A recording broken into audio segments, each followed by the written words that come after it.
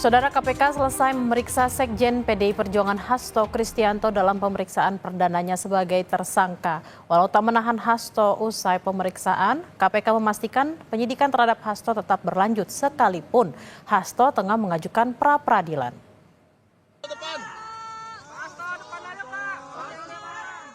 Hasto Kristianto mendatangi KPK untuk diperiksa pada Senin 13 Januari kemarin. Sekjen PDI Perjuangan ini diperiksa sebagai tersangka dalam 2 kasus, yaitu dugaan suap kepada Wahyu Setiawan dan perintangan penyidikan Harun Masiku. Dengan didampingi tim kuasa hukumnya yang juga Ketua DPP PDI Perjuangan, Roni Talapesi, Hasto menyampaikan siap untuk memberi keterangan sebaik-baiknya sesuai kebutuhan tim penyidik.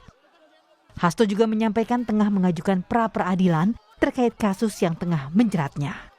Pada kesempatan ini, penasihat hukum kami juga akan memberikan surat kepada pimpinan KPK berkaitan dengan proses pra-peradilan tersebut. Apakah surat yang kami sampaikan tersebut nantinya berkaitan dengan pemeriksaan saya akan tetap dilanjutkan atau pimpinan KPK mengambil suatu kebijakan untuk mengikuti seluruh proses pra-peradilan, kami serahkan hal tersebut kepada pimpinan KPK. Soal pra-peradilan yang sudah diajukan, tim kuasa hukum Hasto menyatakan sidang pra-peradilan baru akan digelar pada Selasa, 21 Januari 2025. Tim hukum pun meminta kepada penyidik KPK untuk memberi kesempatan kepada Hasto untuk menggunakan hak hukumnya dalam menguji apakah sah atau tidak status tersangka Hasto Kristianto. Menggunakan hak hukum kami untuk mengajukan pra-peradilan. Yang Jumat kemarin kami sudah daftar dan yang akan disidangkan tanggal 21 hari Selasa. Dan kita mohon kepada penyidik KPK untuk dapat memberikan kesempatan kepada kami menggunakan hak hukum kami agar kami bisa menguji sah tidaknya status tersangka dari Sekjen PDI Perjuangan Mas Hasto Kristianto. Sementara itu, usai memeriksa Hasto, KPK menjelaskan terkait jalannya proses pemeriksaan Hasto. KPK juga mengomentari penyidikan KPK akan tetap berlanjut meskipun sidang pra-peradilan digelar. Permohonan sudah diterima, tetapi tanggapan dari KPK itu ditolak.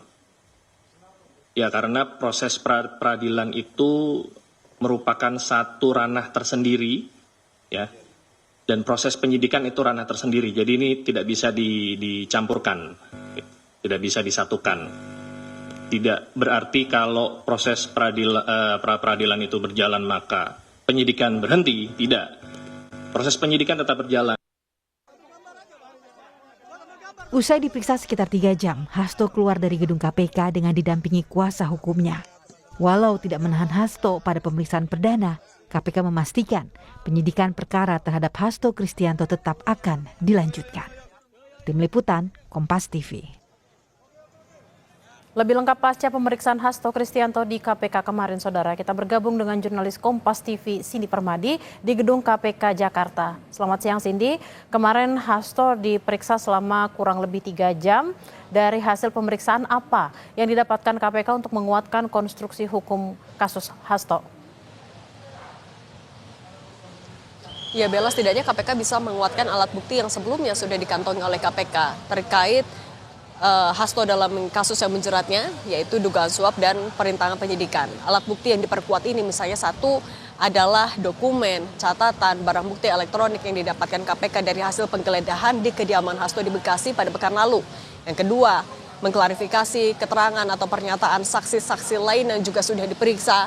Misalnya kita juga ingat pada pekan lalu KPK sudah memanggil dan memeriksa mantan komisioner KPU Wahyu Setiawan, mantan anggota Bawaslu Agustiani Tio Fridelina, lalu juga memeriksa Hasto untuk di kasusnya sendiri, di 2 kasus tadi, di dugaan suap dan juga kasus perintangan penyidikan. Dan yang keempat adalah terkait pernyataan untuk tersangka-tersangka yang lain. Ini dilakukan untuk melengkapi konstruksi sekaligus berkas perkara agar bisa segera dilimpahkan ke pengadilan. Ini juga menjadi penting karena ya KPK juga pasti masih mengingat ini adalah kasus yang sudah bergulir sejak tahun 2020 atau sudah 5 tahun. Di tahap pengadilan nantinya ketika berkas perkara sudah dilimpahkan, barang bukti akan baru bisa diuji sekaligus juga dibuka kepada publik. Nah, yang kedua yang juga jadi sorotan pasca pemeriksaan Hasto Kristianto kemarin di Gedung Merah Putih KPK adalah soal alasan mengapa KPK tidak melakukan penahanan terhadap Hasto Kristianto.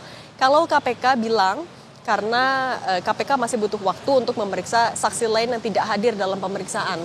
Sebenarnya kalau kita juga merujuk kepada KUHAP, Bella dan juga saudara, alasan penahanan didasarkan pada 2 faktor. Yang pertama adalah objektif yang terkait dengan hukum, yaitu pasalnya, kemudian apakah ancaman pidananya melebihi 5 tahun atau tidak, dan faktor subjektif, yaitu meliputi kekhawatiran tersangka melakukan atau mengulangi perbuatannya, kabur atau melarikan diri, serta yang ketiga adalah menghilangkan barang bukti.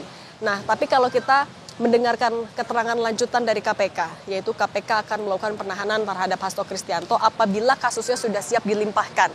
Pernyataan ini bisa kita lihat dari 2 perspektif. Yang pertama adalah memang KPK mau melengkapi, menguatkan terlebih dahulu konstruksi perkaranya sebelum dilimpahkan ke pengadilan. Ini berkaitan dengan tadi dibutuhkannya keterangan dari saksi yang memiliki nilai pembuktian yang tinggi ataupun juga bisa semakin menguatkan bekal dari KPK untuk di pembuktian di pengadilan. Yang kedua, kita juga bisa melihat perspektif dari adanya masa penahanan maksimal yang diatur. Untuk penahanan tersangka di tahap penyidikan diatur yaitu adalah selama 20 hari dan bisa diperpanjang selama 40 hari. Apabila melebihi batas itu, maka tersangka harus dikeluarkan dari tahanan demi hukum karena akan dinilai penahanannya tidak sah ataupun juga melanggar hak asasi manusia. 2 perspektif inilah yang tampaknya menjadi alasan mengapa penahanan masih belum dilakukan selama KPK masih dalam rangkaian mengumpulkan alat bukti, menguatkan alat bukti untuk nantinya dilimpahkan ke pengadilan, Bella. Ini lalu apa langkah KPK selanjutnya? Kita mengingat jadwal sidang pra-peradilan Hasto juga telah disiapkan pada pekan depan. Yang pertama, KPK akan memanggil saksi-saksi yang dinilai punya nilai pembuktian yang kuat tadi. Yang pertama yang disinggung namanya adalah Saiful Bahri. Saiful Bahri ini adalah mantan terpidana dalam kasus yang juga menjerat Harun Masiku. Ia sebelumnya disebut memberikan atau menyerahkan uang suap kepada Wahyu Setiawan secara bertahap. Kemudian yang kedua adalah Maria Lestari. Maria Lestari ini adalah kader PDI Perjuangan yang juga namanya disebutkan oleh Ketua KPK saat penetapan Hasto sebagai tersangka. Jadi disebutkan saat itu PDIP sedang mengajukan PAW tidak hanya untuk Harun Masiku tapi juga untuk Maria Lestari. Nah, keterangan dari 2 saksi inilah yang dinilai oleh KPK memiliki nilai pembuktian yang tinggi. Tapi dalam penjadwalan pemeriksaannya pada pekan lalu, kedua saksi ini tidak hadir. Sehingga KPK akan menjadwalkan pemeriksaan untuk 2 orang ini, setidaknya 2 orang ini. Nah, kemudian akan menjadwalkan pemeriksaan juga untuk Hasto Kristianto. Yang dipastikan kemarin oleh juru bicara KPK Tessa Mahardika, pemanggilan Hasto pasti akan dilakukan lagi, tapi waktunya akan menyesuaikan kebutuhan dari penyidik. Yang ketiga adalah menyiapkan juga untuk pra-peradilan Hasto yang sudah didaftarkan ke PN Jakarta Selatan.